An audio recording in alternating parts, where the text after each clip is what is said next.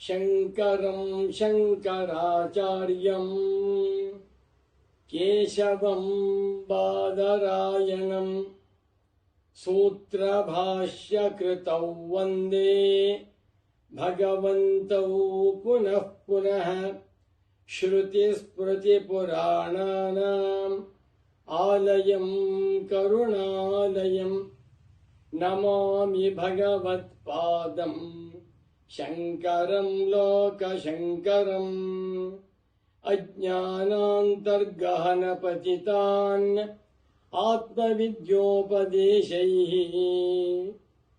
त्रातुं लोकान् भवदवशिखा पापतापच्यमानान् मुक्त्वा मौनं वटविटपिनो मूलतो निस्सरन्ति शम्भोर्मूर्तिः चरति भुवने शङ्कराचार्यरूपा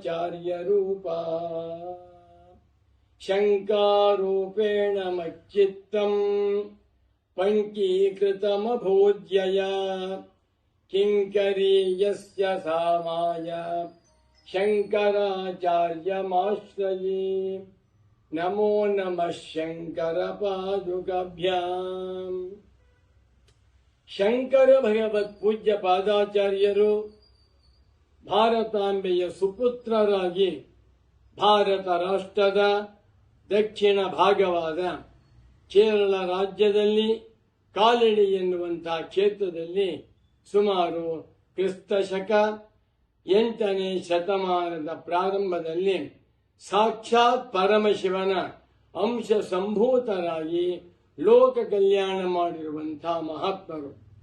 ಶಂಕರಂ ಲೋಕಶಂಕರಂ, ಶಂಕರದ ಹೆಸರೇ ಶಂಕರ. ಶಂಕರೋತೀತಿ ಶಂಕರ, ಸಕಲ ಮಾನವರಿಗೂ ಕೂಡ ಶಂ ಶಾಂತಿಯನ್ನ, ಶಂ ಸುಖವನ್ನ, ಶಂ ಆನಂದವನ್ನ ಕರೋತಿ ಮಾಡುವಂತಹ ಮಹಾತ್ಮರು. ಜಾತಿ ವರ್ಣ ಆಶ್ರಮ ಲಿಂಗ ಪಂಥ ಮತ ಮುಂತಾಗಿರುವ ಯಾವ ಭೇದವೂ ಇಲ್ಲದೆ ಸಕಲ ಮಾನವರಿಗೂ ಆತ್ಮಜ್ಞಾನೋಪದೇಶವನ್ನ ಮಾಡಿ ಆತ್ಮಜ್ಞಾನದ ಮುಖಾಂತರ ಅವಿದ್ಯಾ ಎನ್ನುವ ದೋಷವನ್ನ ದೂರ ಮಾಡಿರುವ ಯತಿವರೇಣ್ಯರು ಭಗವತ್ಪಾದ ಶಂಕರಾಚಾರ್ಯರು. ಶಂಕರಾಚಾರ್ಯರು ಲೋಕೋದ್ಧಾರಕರೂ ಹೌದು.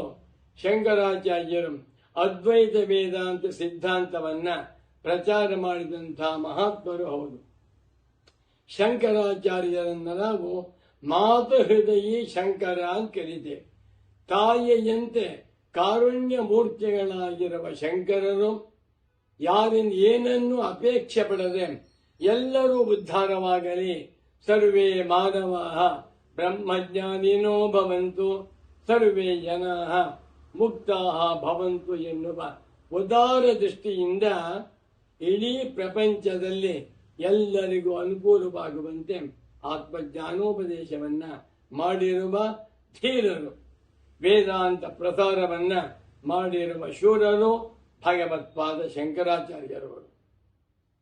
ಅಷ್ಟವರ್ಷೇ ಚತುರ್ವೇದಿ, ದ್ವಾದಶೇ ಸರ್ವಶಾಸ್ತ್ರವಿತ್, ಷೋಡಶೇ ಕೃತವಾನ್ ಭಾಷ್ಯಂ, ದ್ವಾತ್ರಿಂಶೇ ಮುನಿರಭ್ಯಗಾತ್.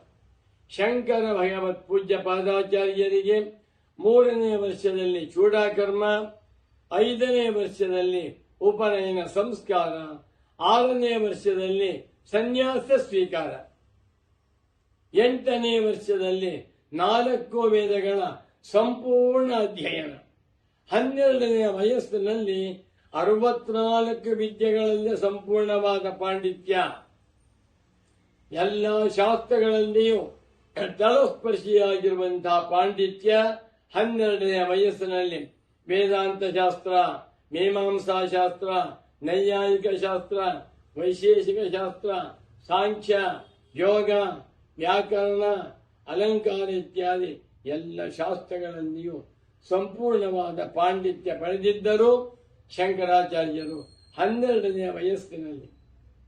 ಷೋಡಶೇ ಕೃತವಾನ್ ಭಾಷ್ಯಂ, 16ನೇ ವಯಸ್ಸಿನಲ್ಲಿ ವೇದಾಂತ ಪ್ರಸ್ಥಾನತ್ರಯೀ ಗ್ರಂಥಗಳಿಗೆ ಸುಂದರವಾದ ಭಾಷ್ಯವನ್ನು ಬರೆದಿದ್ದಾರೆ. ಭಗವದ್ಗೀತಾ ಸಾಧನ ಪ್ರಸ್ಥಾನ, ಉಪನಿಷತ್ತುಗಳು ಸಿದ್ಧಾಂತ ಪ್ರಸ್ಥಾನ, ವೇದಾಂತ ಮೀಮಾಂಸಾ ದರ್ಶನ ನ್ಯಾಯ ಪ್ರಸ್ಥಾನ. ಈ ವೇದಾಂತ ಪ್ರಸ್ಥಾನತ್ರಯೀ ಗ್ರಂಥಗಳಿಗೆ ಭಾಷ್ಯವನ್ನ ಬರೆದಾಗ ಭಗವತ್ಪಾದ ಶಂಕರಾಚಾರ್ಯರಿಗೆ 16 ವರ್ಷ. ಏನಾಶ್ಚರ್ಯವಿದೆ! 16ನೇ ವಯಸ್ಸಿನಲ್ಲಿ ಆ ಬಾಲಶಂಕರ ಭಾಷ್ಯಗಳನ್ನು ರಚನೆ ಮಾಡಿ 17ನೇ ವಯಸ್ಸಿನಿಂದ 32ನೇ ವಯಸ್ಸಿನವರೆಗೆ 16 ವರ್ಷಗಳ ಕಾಲ ಅಖಂಡ ಭಾರತವನ್ನ ಪಾದಚಾರಿಗಳಾಗಿ ಸಂಚಾರ ಮಾಡಿ ಎಲ್ಲ ಕಡೆಗಳಲ್ಲಿಯೂ ವೇದಾಂತ ಸಂದೇಶಗಳನ್ನ, ಭಗವದ್ಗೀತಾ ಉಪದೇಶಗಳನ್ನ ಉಪನ್ಯಾಸಗಳ ಮುಖಾಂತರ, ಪಾಠ ಪ್ರವಚನಗಳ ಮುಖಾಂತರ, ಗೋಷ್ಠಿಗಳ ಮುಖಾಂತರ, ಚರ್ಚಾ ಮುಖಾಂತರ ಪ್ರಚಾರ ಮಾಡಿದ ಏಕೈಕ ಧೀರ ಮಹಾತ್ಮರು ಎಂದರೆ ಭಗವತ್ಪಾದ ಶಂಕರಾಚಾರ್ಯರು. ಶಂಕರ ಭಗವತ್ ಪೂಜ್ಯ ಪಾದಾಚಾರ್ಯರ ಏಕೈಕ ಉದ್ದೇಶವೆಂದರೆ ಆತ್ಮಜ್ಞಾನದ ಮಹತ್ವವನ್ನು ತೋರಿಸಬೇಕು. ಈ ಪ್ರಪಂಚದಲ್ಲಿರುವ ಎಲ್ಲ ಮಾನವರು ಕೂಡ ದುಃಖ ಸಾಗರದಲ್ಲಿ ಬಿದ್ದಿದ್ದಾರೆ. ದುಃಖ ದುಃಖ ದುಃಖ, ಜನ್ಮ ದುಃಖಂ, ಜರಾ ದುಃಖಂ, ಜಾಯಾ ದುಃಖಂ, ಪುನಃ ಪುನಃ ಸಂಸಾರ ಸಾಗರಂ ದುಃಖಂ, ತಸ್ಮಾತ್ ಜಾಗ್ರತ ಜಾಗ್ರತ. ಈ ಪ್ರಪಂಚವೆಲ್ಲವೂ ಕೂಡ ದುಃಖಾಲಯವಾಗಿದೆ. ಈ ಪ್ರಪಂಚದಲ್ಲಿ ಎಲ್ಲಿಯೂ ಸುಖವಿಲ್ಲ. ಇದಕ್ಕೆ ಕಾರಣ ಅವಿದ್ಯಾ ಅಥವಾ ಅಧ್ಯಾಸ. ಅಧ್ಯಾಸವೆಂದರೇನು? ಕಣ್ಣನ್ನು, ಶರೀರವನ್ನು ಕಲಬೆರಕೆ ಮಾಡಿಕೊಂಡು ನಾನೇ ಶರೀರ, ಶರೀರವೇ ನಾನು ಎಂದು ಎಲ್ಲ ಮಾನವರು ಕೂಡ ಅವಿದ್ಯಾ ಗ್ರಹಿಕೆ ಸಿಕ್ಕಾಕೊಂಡ್ಬಿಟ್ಟಿದ್ದಾರೆ. ಇದನ್ನು ತಪ್ಪಿಸಬೇಕಾದರೆ ಅಸ್ಯಾನರ್ಥ ಹೇತೋ ಪ್ರಹಾಣಾಯ ಆತ್ಮೈಕತ್ವ ವಿದ್ಯಾ ಪ್ರತಿಪತ್ತಯೇ ಸರ್ವೇ ವೇದಾಂತ ಆರಭ್ಯಂತೆ. ಏವಮಯಮನಾದಿರನಂತಃ ನೈಸರ್ಗಿಕೋಧ್ಯಾಸಃ ಮಿಥ್ಯಾ ಪ್ರತ್ಯಯ ರೂಪಃ ಕರ್ತೃತ್ವ ಭೋಕ್ತೃತ್ವ ಪ್ರವರ್ತಕ ಸಕಲ ಲೋಕ ಪ್ರತ್ಯಕ್ಷಃ. ಅಸ್ಯ ಅನರ್ಥ ಹೇತೋ ಪ್ರಹಾಣಾಯ ಆತ್ಮೈಕತ್ವ ವಿದ್ಯಾ ಪ್ರತಿಪತ್ತಯೇ ಸರ್ವೇ ವೇದಾಂತ ಆರಭ್ಯಂತೆ. ಯಥಾ ಚ ಅಯಮರ್ಥಃ ಸರ್ವೇಷಾಂ ವೇದಾಂತಾನಾಂ ತಥಾ ವಯಂ ಅಸ್ಯಾಂ ಶಾರೀರಿಕ ಮೀಮಾಂಸಾಯಾಂ ಪ್ರದರ್ಶಯಿಷ್ಯಾಮಃ.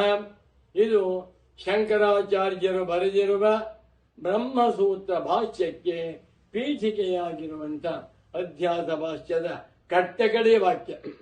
ಈ ಸಂಸಾರ ಎನ್ನುವಂತಹದ್ದು ಎಲ್ಲ ಕಡೆ ಹಬ್ಬಿಬಿಟ್ಟಿದೆ. ಈ ಸಂಸಾರದಲ್ಲಿರುವಂತಹದ್ದು ನಾನು, ನನ್ನದು ಎನ್ನುವ ಭ್ರಮೆ, ನಾನು ಕರ್ತ, ನಾನು ಭೋಕ್ತ ಎನ್ನುವಂತ ತಪ್ಪು ತಿಳುವಳಿಕೆ. ಈ ತಪ್ಪು ತಿಳುವಳಿಕೆಯಿಂದಲೇ ಪ್ರತಿಯೊಬ್ಬ ಮಾನವನ ಜೀವನ ದುಃಖಮಯವಾಗಿದೆ. ಇದನ್ನು ಕಳೆಯಬೇಕಾದರೆ ಆತ್ಮೈಕತ್ವ ಜ್ಞಾನ ಒಂದರಿಂದಲೇ ಸಾಧ್ಯ. ನಾನು ಅಸಂಸಾರಿಯಾದ ಬ್ರಹ್ಮವಾಗಿದ್ದೇನೆ. ನಾಹಂ ದೇಹ ಜನ್ಮ ಮೃತ್ಯು ಕುತೋ ಮೇ, ನಾಹಂ ಪ್ರಾಣ ಕ್ಷುತ್ ಪಿಪಾಸೆ ಕುತೋ ಮೇ, ನಾಹಂ ಚಿತ್ತಂ ಶೋಕಮೋಹಂ ಕುತೋ ಮೇ, ನಾಹಂಕಾರ ಬಂಧ ಮೋಕ್ಷಂ ಕುತೋ ಮೇ. ನಾನೀ ಹಸಿ ಮಾಂಸ ಶರೀರವಲ್ಲ, ಆದ್ದರಿಂದ ನನಗೆ ಜನ್ಮವೂ ಇಲ್ಲ, ಮರಣವೂ ಇಲ್ಲ. ನಾನು ಪ್ರಾಣನಲ್ಲ, ಆದ್ದರಿಂದ ನನಗೆ ಹಸಿವು ಬಾಯಾರಿಕೆಗಳಿಲ್ಲ. ನಾನು ಚಿತ್ತವಲ್ಲ, ನನಗೆ ಶೋಕ ಮೋಹಗಳಿಲ್ಲ. ನಾನು ಅಹಂಕಾರವೂ ಅಲ್ಲವಾದ್ದರಿಂದ ನನಗೆ ಬಂಧನವೂ ಇಲ್ಲ, ಮೋಕ್ಷವೂ ಇಲ್ಲ. ಚಿದಾನಂದ ರೂಪ ಶಿವೋಹಂ ಶಿವೋಹಂ.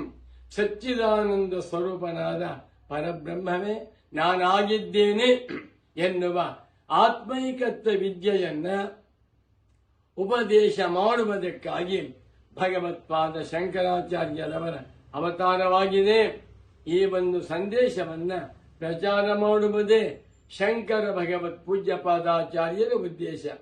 ಇದನ್ನ ಮನಸ್ಸಿನಲ್ಲಿಟ್ಟುಕೊಂಡು ಭಾರತ ದೇಶದಲ್ಲಿಯೂ ಭಿನ್ನ ಭಿನ್ನ ರಾಷ್ಟ್ರಗಳಲ್ಲಿಯೂ ಕೂಡ ಶಂಕರ ಜಯಂತಿ ಉತ್ಸವವನ್ನು ಅನುಷ್ಠಾನ ಮಾಡ್ತಾರೆ.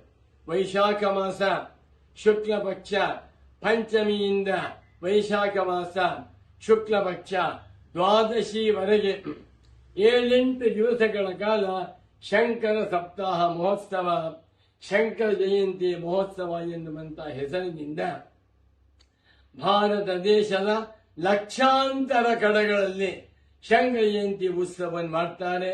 ತಾವುಗಳು ಕೂಡ ಶ್ರದ್ಧಾ ಭಕ್ತಿಯಿಂದ ಶಂಕರ ಜಯಂತಿಯ ಕಾರ್ಯಕ್ರಮವನ್ನ ಮಾಡ್ತಾ ಇದ್ದೀರಾ. ಈ ಕಾರ್ಯಕ್ರಮಕ್ಕೆ ಶಂಕರರ ಸಂಪೂರ್ಣ ಅನುಗ್ರಹ ಉಂಟಾಗಲಿ.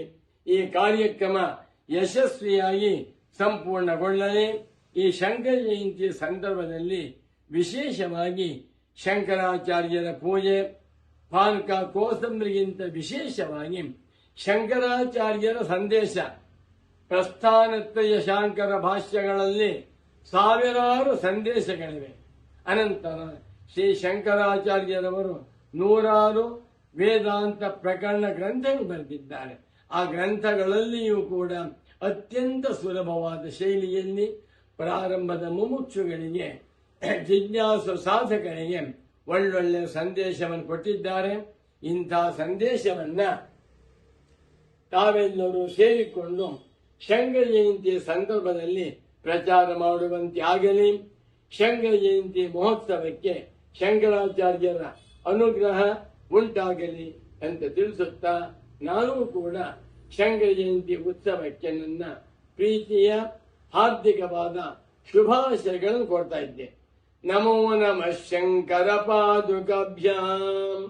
ಓಂ ಶಾಂತಿ ಶಾಂತಿ ಶಾಂತಿ.